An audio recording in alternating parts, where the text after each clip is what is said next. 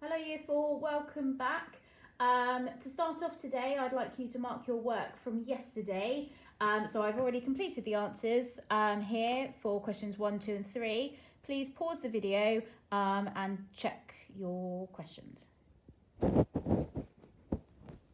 Excellent. Right.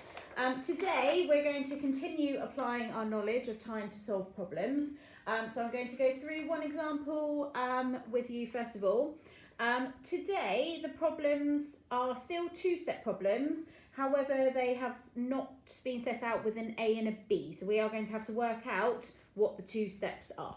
Okay, so if we have a read through first of all, so Leon spent 1 hour 40 minutes doing his homework. Then he spent another 45 minutes practicing the piano. He finished his homework and piano practice at 5:30 p.m. What time did he begin doing his homework? Okay, so first of all, I'm just going to underline the important bits of information. So the fact that he spent 1 hour and 40 minutes doing his homework, he spent 45 minutes practicing the piano, and he finished at 5:30 p.m. Okay, and this question wants me to work out what time he started doing his homework. Okay, so the first thing I'm going to need to do is to add together the durations of time that he spent doing something. So he spent 1 hour and 40 minutes doing his homework, and I need to add that to the 45 minutes that he spent practicing his piano. Okay, so similar to last week, I'm going to start by adding my minutes. So I'm going to do 40 minutes, add 45 minutes, which will give me 85 minutes. And I know that 85 minutes is more than an hour, so I can convert it back into hours and minutes. Okay, and because there's 60 minutes in an hour, I know that it's 1 hour, and then I've got 25 minutes left. What I then need to do is add my hour and 25 minutes to my hour that I've got remaining, which equals 2 hours 25 minutes. Okay, so that tells me that he spent doing his homework and practicing the piano 2 hours and 25 minutes. Okay, then using a number line, okay, I can work out what time he started his homework. Okay, so if he finished at 5:30 p.m, that means I need to count back 2 hours and 25 minutes. Okay, so I'm going to do a jump first of all, taking off 25 minutes, which will take me back to 5:05 p.m. Okay, and then I just, then I can do one big jump, subtracting 2 hours. So 2 hours off of 5:05 p.m. will then be 3:05 p.m. So that means that he started doing his homework at 3:05 p.m. Okay, right, now it is your turn. Today I'm going to be setting you two problems to complete. Okay, you will need to work out what the A and B steps are. Please have a go at these and then watch Miss Rixon's Fluent at 5 video, which should be coming up next.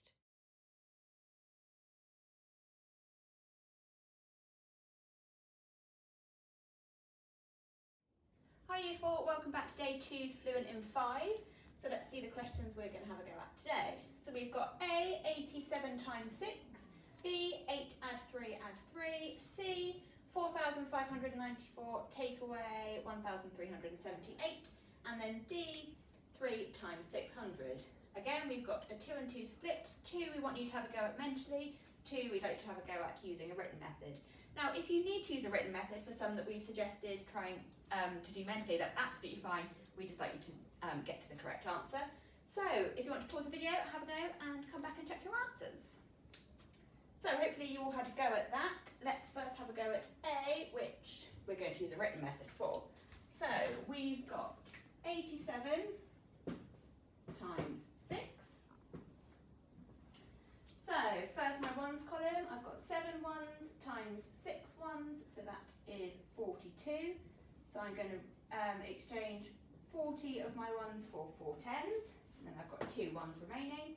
Then I've got 8 tens times 6, 8 times 6 is 48, add my 4, which is 52. So I'm going to regroup 50 of those for 500, and then I've got my 2 10s remaining, and then I've got my 500s here. So the product of 87 times 6 is 522. Okay, B now is 8 add 3 add 3. Now we want you to try that mentally. What I would do here is I've got 3 add 3 is 6, so then I would do 8 add 6, which we know is 14. Then we've got C, another written method calculation. So 4,594, subtract 1,378.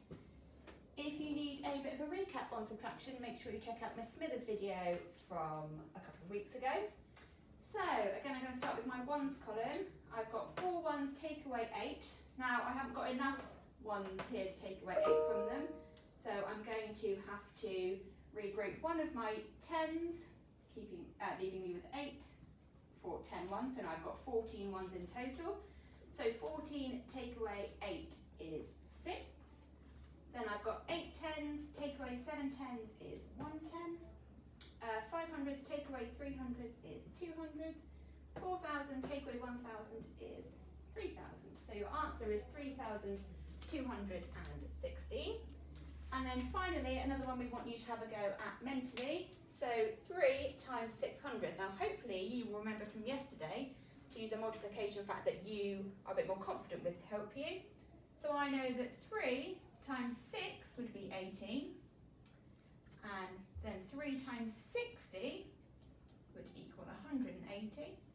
So 3 times 600 will equal 1,800. So I hope you all managed to have a go at that, and check in tomorrow for our next Fluent in 5.